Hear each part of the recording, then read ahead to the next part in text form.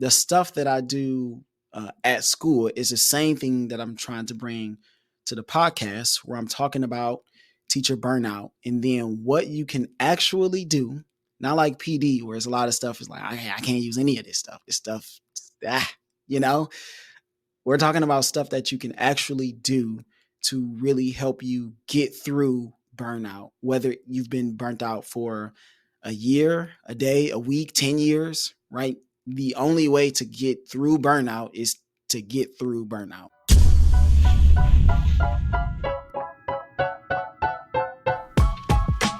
Welcome to Brothers on the Board, the podcast where we become better teachers together.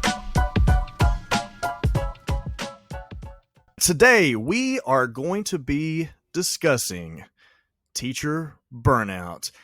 And we have a special guest. Today, not only do we have Wes, who is always here, just chilling over here, but we also have Tony Rambles. Tony is a teacher himself. He operates and is a host of the podcast Teacher Tales.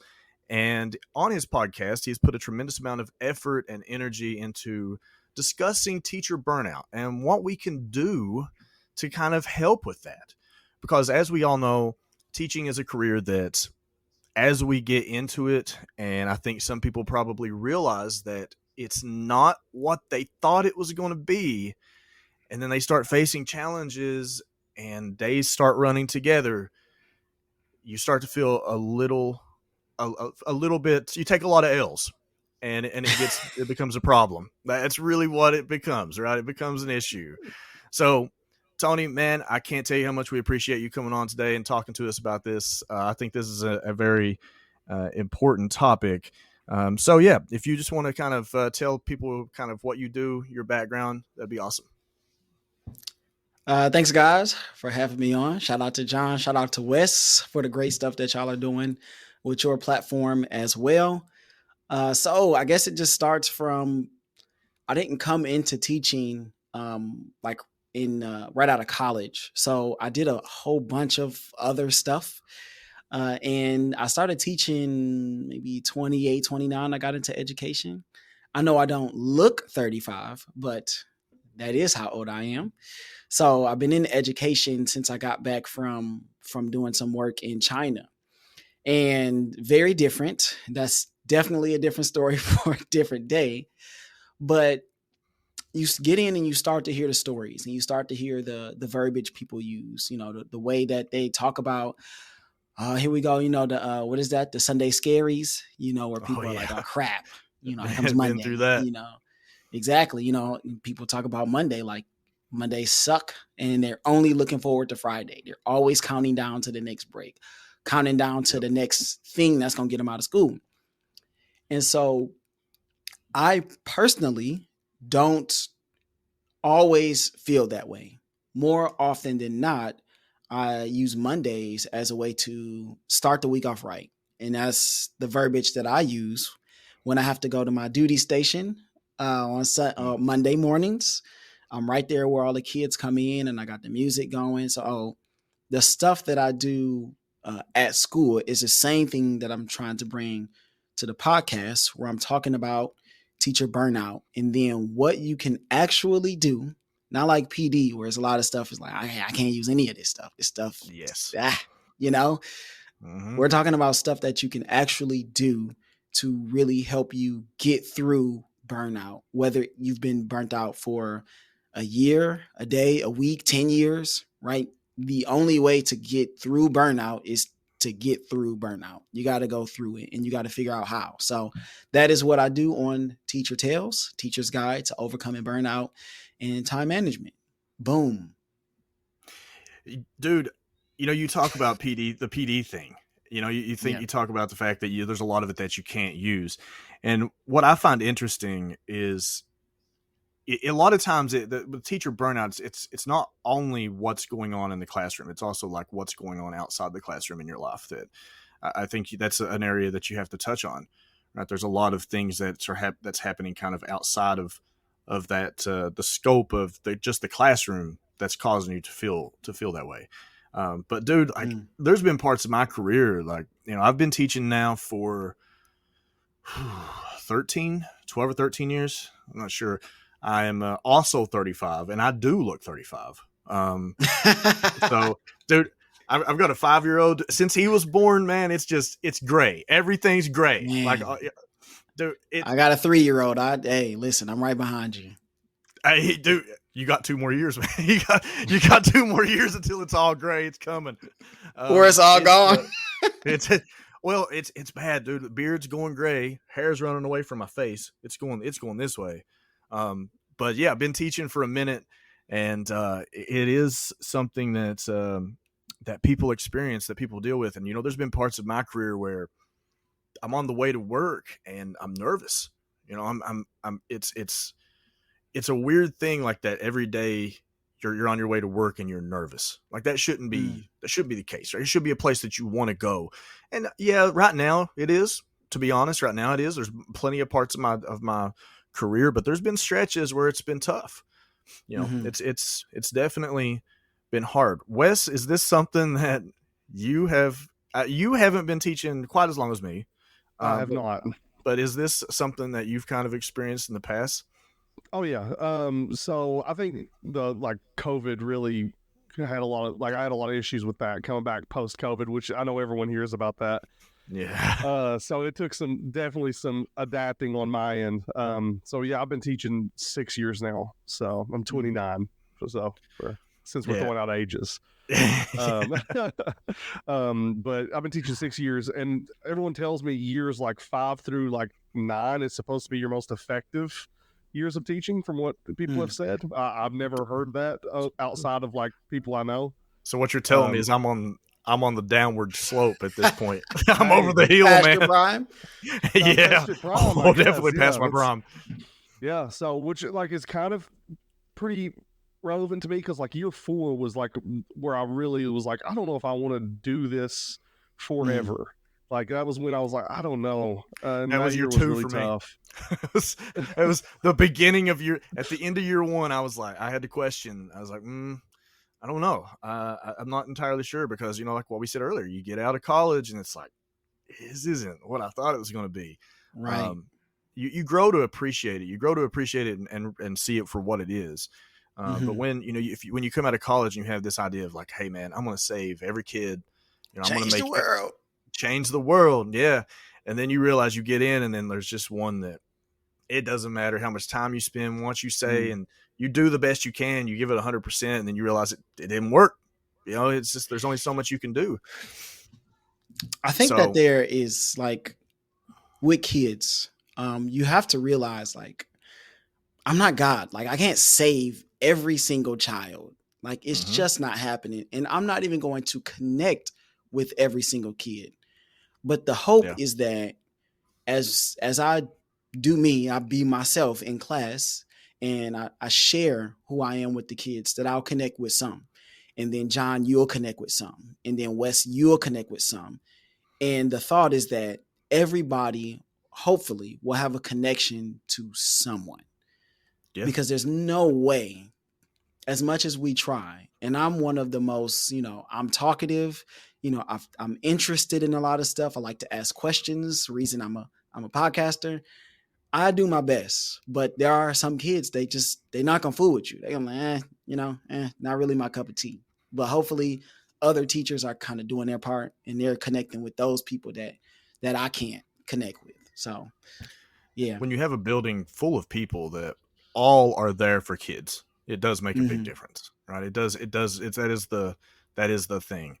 So here's kind of my question: is this podcast, Teacher Tales, that you're working on? You're focused on teacher burnout. What was it? Because I'm assuming there's something that made you say, this is a topic that I need to explore or discuss. You seem to be a pretty optimistic guy, like you was talking about earlier. You come in on Monday, you want to set the tone. Is this colleagues that you've seen that struggle with this? Is it just the discussion in the workplace? Is it things that you've experienced yourself? What is it that made you say, yeah, teacher burnout is something that I need to focus on? All of the above, right? I think when you start to look at, I remember COVID. Oh my goodness. Whenever I just think of COVID, it's just, I just want to forget that part of my life. It just sucked teaching online and like everybody had the cameras off. It was all ceiling fan action. It's It so was true. just, I hated it. So Yeah. that's one of the times where I would say, okay, I don't like going to work right now. Another time was when we had a miscarriage. And at this time, I was a long term sub. So Okay. I couldn't even like take off, for a week or whatever.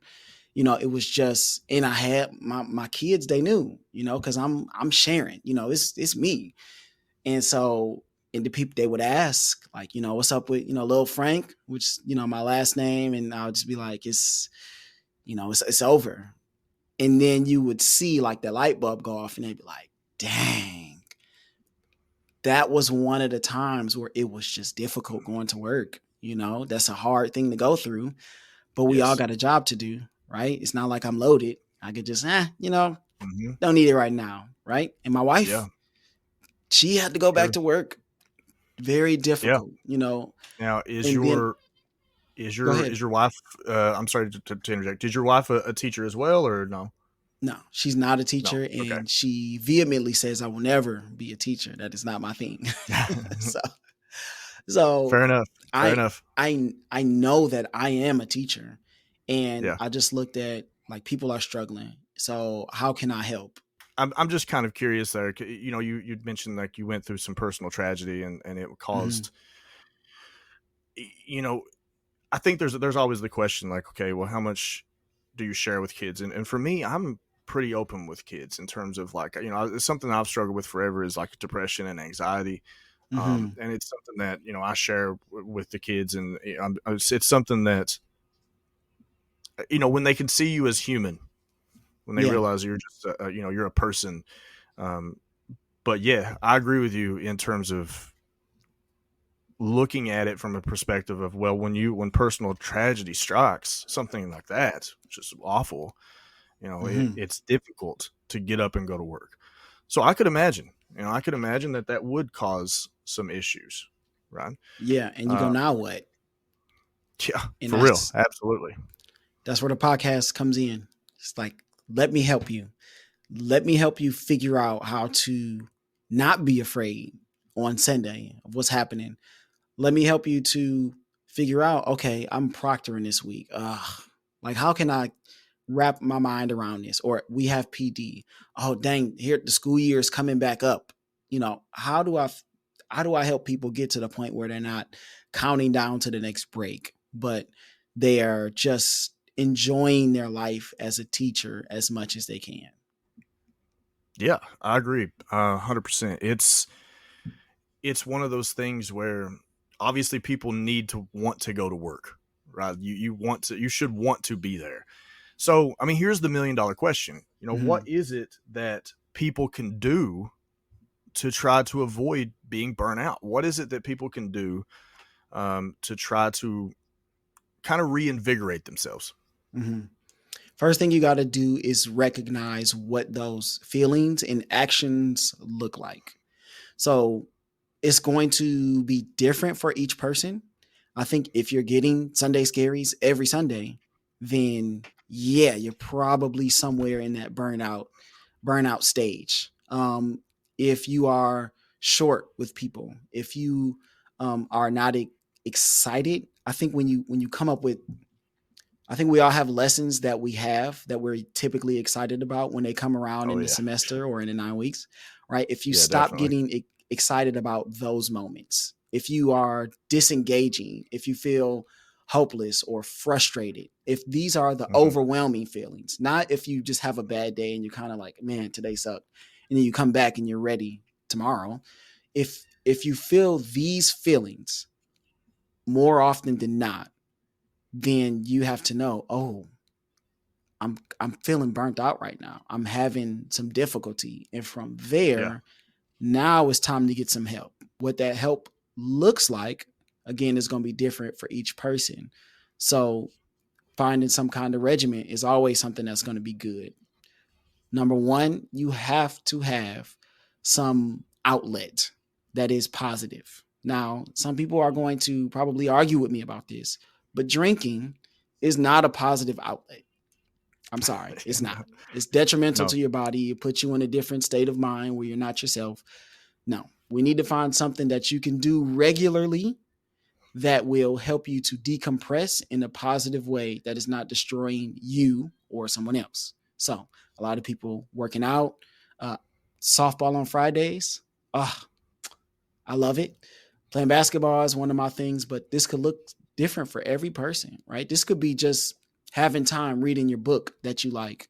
This could be taking walks. Like what that looks like, you have to kind of figure it out. So there are different ways. Think about just the things that you like to do and just try to do more of that, I would say. Also, you need people to talk to that are not just complainers, because it's very easy to just complain as a teacher. I find myself Oh, it's sometimes so like, easy. oh my goodness, you will not believe what so and so said to me, or the email that I got, right? It is so easy to go there, right? So finding people, connecting with people in education, outside of education, connecting with those people to, number one, yes, they will listen. They should listen to your gripes and concerns, but that can't be all that we talk about, right? At some point, you got to have a homeboy like Wes that's going to go, okay, all right, Tony, like, how are we going to fix this? How are we going to turn the corner? Or what can I do to help? You got to have those people in your corner. I know y'all have, you, John, and Wes. You can have people that you go, there's no way I could have made it without so-and-so, without this person, without that person. Absolutely. So 100%. building those relationships is vital in education. And I take it upon myself, as I think a lot of seasoned educators should, is build that community. You got to get outside of your classroom. Sometimes that's the worst place that you can be, is stuck in your classroom all day, where you're just talking to yourself and giving yourself all this negative attention, these negative thoughts. Yo, get out. I don't want to say notorious because that sounds bad. I'm known for visiting people on my conference period. Oh yeah, I'm the same way. I'm like all over the building during my planning period. Yes, Yeah. Dude, it helps me and it helps them. I used to bounce back and forth, man, between class to class, and like I knew everybody's story, like I knew everybody's like situation, like I knew everybody in the building. Like there's a lot of people in my building that they don't know Anybody. a lot of the other teachers. Like they have no clue. I'll be like, yeah, I was talking to so and so, like they're doing this in their room, and they'll be like, who's that? And I'm like, they've worked here for 6 years. Like you don't know who they got are. hired at the same time. Yeah, like we were at orientation together. Yeah, absolutely. It's definitely something that's useful. Mm-hmm. For us, obviously, I'm a little bit of a nerd. Obviously, I've got my Ain't nothing wrong with pops that. and everything. Yeah, and Wes back here with his magic cards. We like our Magic the Gathering and our Pokemon and our trading card games and video games and all that stuff. Yeah. For me, gaming is my outlet. That's what I've always done. Wes is the same. Oh yeah. Obviously, we that's kind of what we do. But so yeah, I think everybody does need an outlet. One of the things that I will say as well is, do you think that people need to find ways to, this is a difficult way of kind of phrasing this, but do you think people need to find ways to find fulfillment with what they do, right? Weirdly enough, doing this podcast has really helped me as an outlet, and also helped me really find more purpose when I'm at work, which is a weird thing to say, but I know that this lesson that I do, this is something that I can use, I can discuss on the podcast, I can help people with, right? So, like, is that something that you think people kind of need to do, is find ways to kind of find fulfillment and find small wins kind of throughout the day? 100%. Because we spend so much of our lives at work. If you hate what you do, there's only going to be so long that you can take it. Like, there have been tons of people that go, man, I wish I would have spent more time with my family or taken more vacations. And those are the people that kind of survive long enough in their field, in a job that they don't want. I think that the generations now, I think that we just burn out quicker because we're so inundated with so many different things, distractions. Because before it was like, okay, if your job sucked, you talk to the people in your building about it.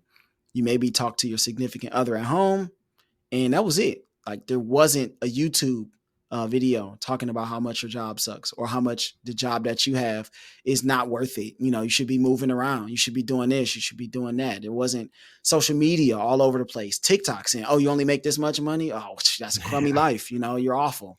Right? There wasn't that kind of stuff always. So I think now people are more um, ramroded, like with all this negative attention. So if you're not finding fulfillment out of the job that you have, I think you should leave. And sometimes that looks like quitting like right away.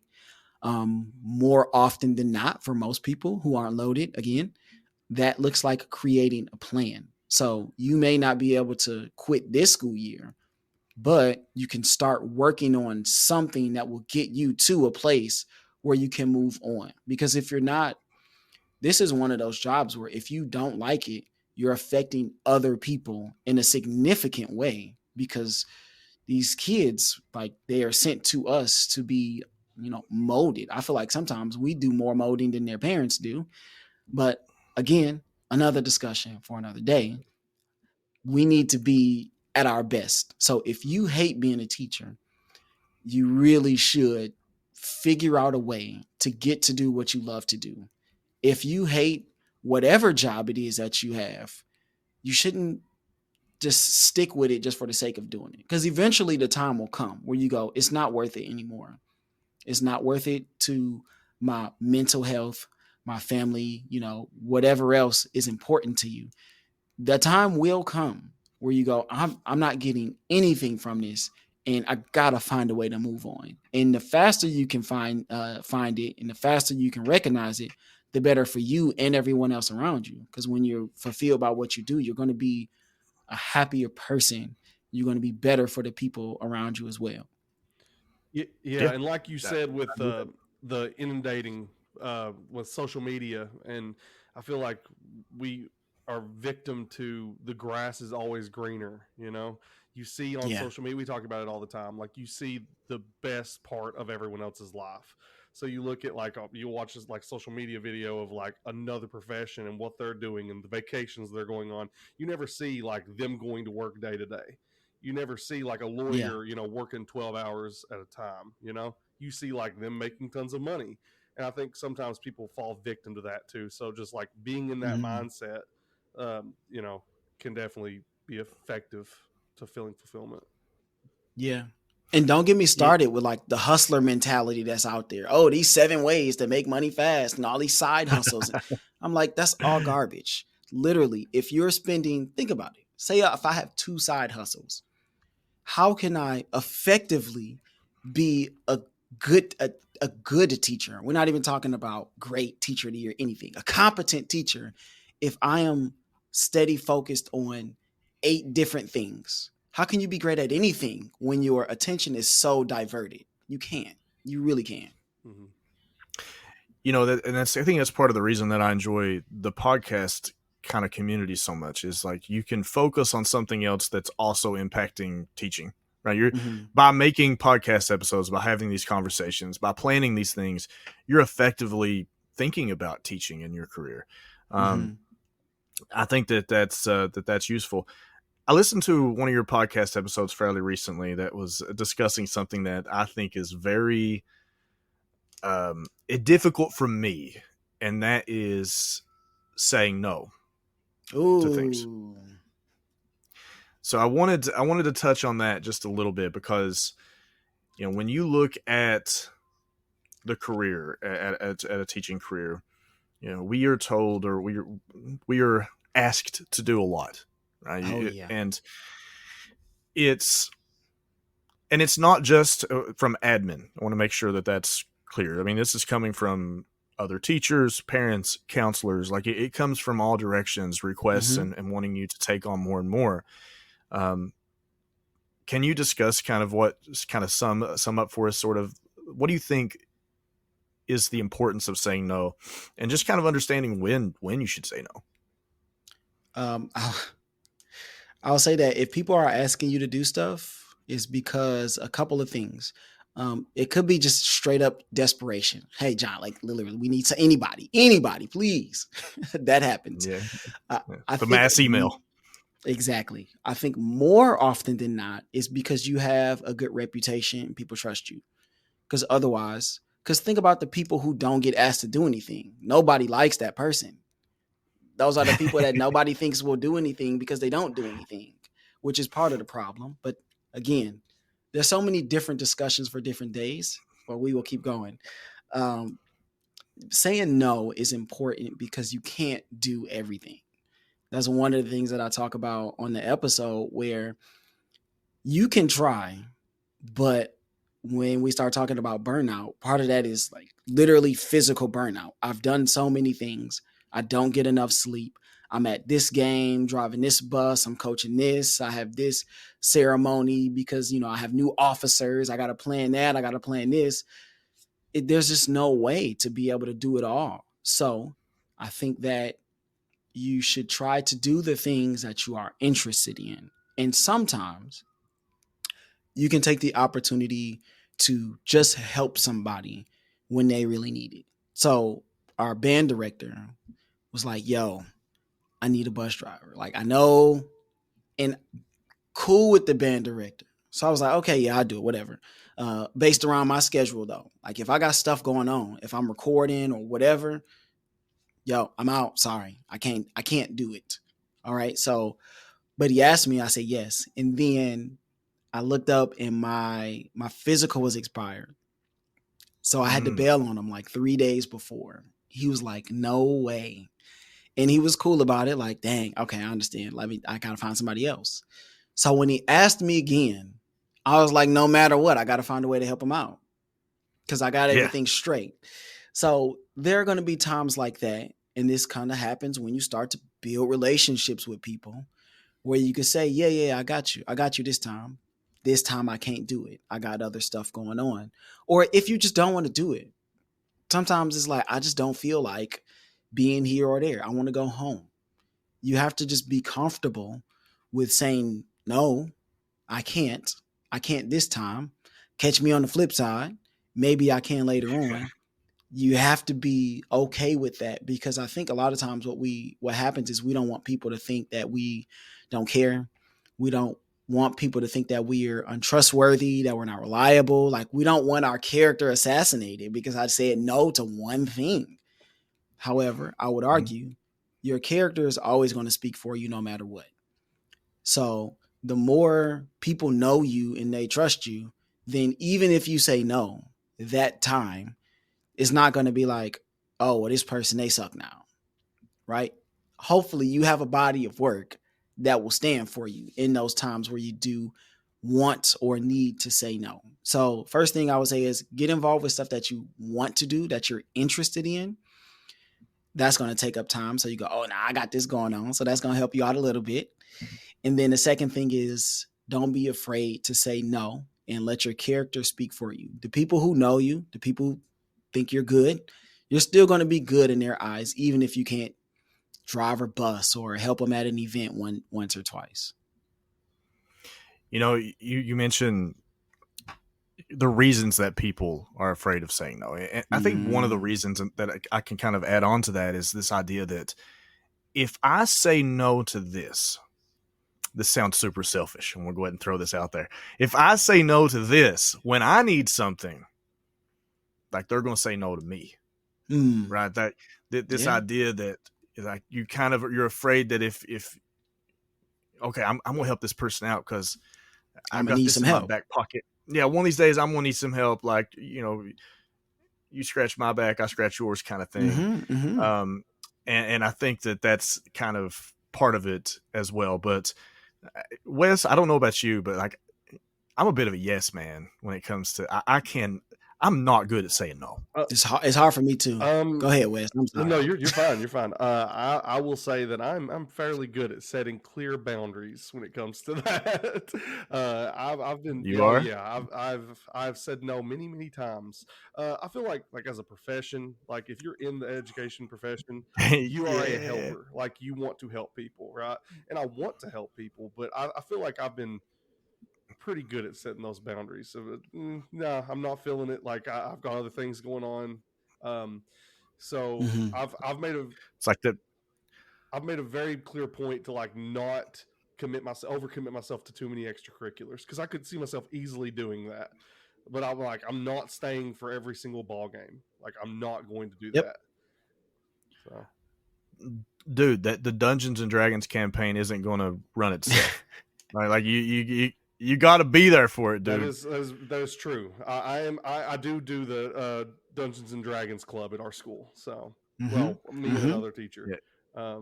But even then, like the kids wanted to do it all year round, and I was like, no, like there is no club at this school. There's no sports team that goes all year round. Sorry, we have a set time. We're going.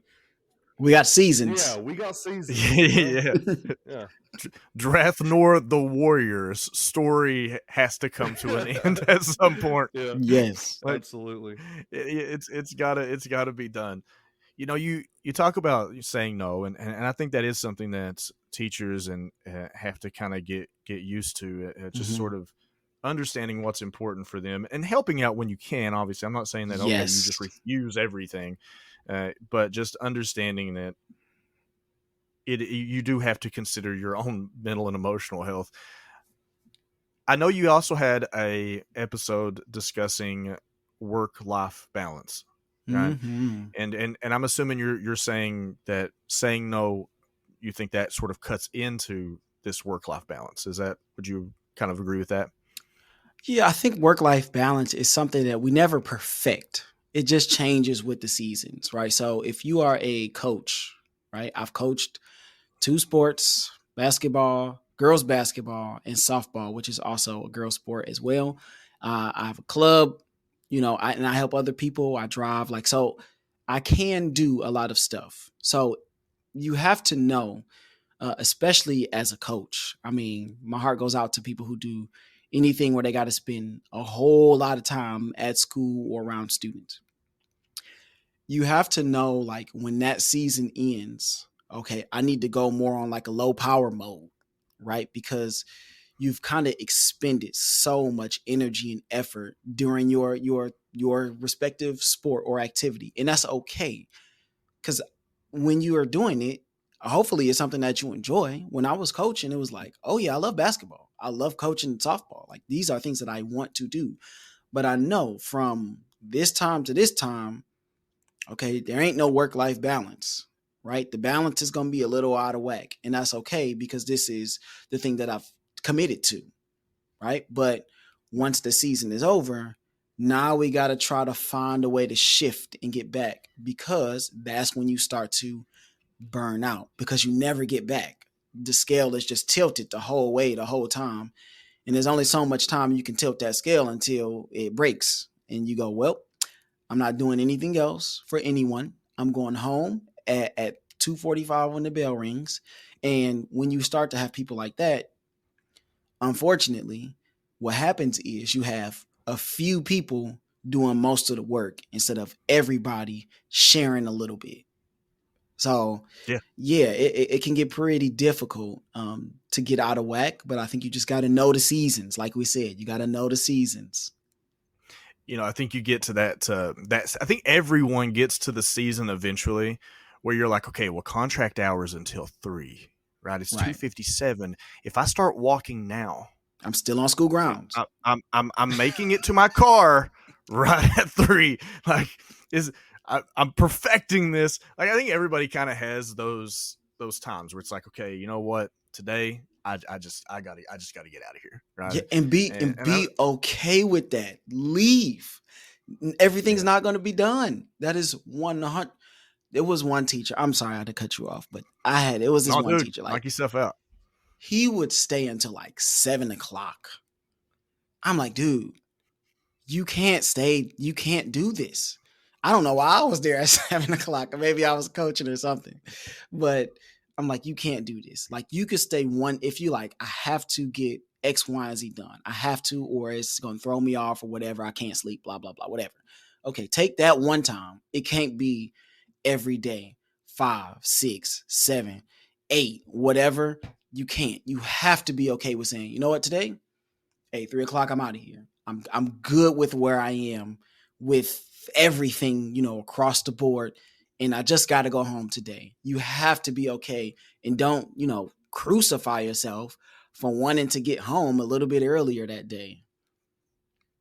Yeah. It's, I teach English, and I Oh, think about, yeah, we writing papers. in my class. man, I'm telling you. Yeah, writing papers. I think about a teacher that kind of reminds me of that story. She would stay, man, like, she also taught English. She was there until like 7, 8. She's Oh, my coming in goodness. early the next day. But I Yep. mean, we're talking like perfectionist to a point where every essay, every little comma, every period, every misspelling, comments on everything, just an absolute, just incredibly amazing work ethic. And Yeah. I'm all for giving feedback, but it took a toll on her. I mean, it was really, it's not, I think you have to do things in a way that is sustainable. It's kind of like dieting, right? It's kind of like dieting. Yes. Talk about it. I've been jumping into the world of dieting every New Year's for the last few years, and I've come to a realization that if you're going to go on a diet, it can't be I'm going on a diet. It has to be, this is a lifestyle change that's going to be long term. It has to be something that's sustainable. It can't be I'm only going to eat 2,000 calories or 1,500 calories a day, and I'm going to Ain't gonna run work. 3 miles a day every day, because you do that for 3 or 4 days and you're like, I'm out. I'm I'm done. done with this. So I think teaching is similar in that it's one of those things where it's like, okay, I'm going to do enough to be effective and love my job and do everything I can to help kids to a point where it's affecting my personal life. At which case you kind of have to take your foot off the gas a little bit. It's because you have two personas, right? You have your school persona, and then you have your personal life persona. Like you're kind of, we're living two different lives there, and you have to be able to balance those out. I think that's definitely something that's extremely important. I know that you had mentioned, making sure that you're taking breaks and hanging out with family and people outside of education and on those things, and I think it is extremely important. So, all right, man, listen, I cannot tell you how much we appreciate you coming on and talking to us today. This has been a ton of fun for me. What I have learned is that I can't tell time. Because I got the time zones mixed up, dude. I didn't just get the time zones mixed up once. I got them mixed up twice. So, like, we get on at like 6, and I'm like, okay, yeah. I told him, like, 6 p.m., 7 p.m. Central, and Wes is like, bro, I don't think that's right. So I go. I was like, are you sure? I go Google it. He means 7 p.m. Central, and he's like, yeah, that's like 6 our time, and I'm like, no, that's 8 our time. So got that figured out, and I was like, oh, okay. Well, I messaged you, okay, 7 o'clock. So we get back on at 7 Eastern, right? We get back on at 7 Eastern, and he's like, dude, that's still not right. That's still not right. I'm like, God, man, I'm sitting here like, oh, I teach. Listen, I don't do numbers. I teach English for a reason, and I promise you, man, telling time is not my strong suit. English is tough, man. Tough. I long-term subbed English. I did 1 semester, sophomore and junior English. Bro, never. After that semester, I realized, oh yeah, I'm not going to be an English teacher. This is not going to work. I'm not doing this. That was this. like me in No social way. studies. I taught social studies 1 year, and I was like, I really don't want to do this. I'm surprised by that. That's surprising. Anyways, dude, I appreciate you coming on. That's debatable. That's debatable. I appreciate you coming on, man. if you would take a minute, tell people what it Mhm. is that you are working on and where they can find your podcast. And yeah, just let them know what your agenda is right now. So I'm a teacher everywhere I go, and everything I do is just part of who I am. So obviously, John talked about the podcast earlier, Teacher Tales, a teacher's guide to overcoming burnout and time management, which I think kind of go hand in hand. We're also me and my partner Jen Jamie, who's also been a teacher and is doing some amazing work. We have a Facebook group that is called Teacher Triumphs, Overcoming Burnout and Balance in Life. So you can definitely go find us there. It is a work in progress. I'm probably going to get back on and we're going to work some stuff out today after we get off this call. But that is basically where you can find myself. The podcast is on Apple, Spotify, wherever you listen to podcasts. Again, Teacher Tales, overcoming a teacher's guide to overcoming burnout and time management. And then the Facebook group is called Teacher Triumphs, Overcoming Burnout and Balancing Life. That is what I do. All right, man. We appreciate it. I hope everyone took something away from this. I think teacher burnout is something that's extremely important. Please, if you're feeling a little burnout, or you know what, even if you're not, you're probably going too soon. This is teaching. Go check out that podcast. Check out Teacher Tales. We appreciate Tony for being here with us.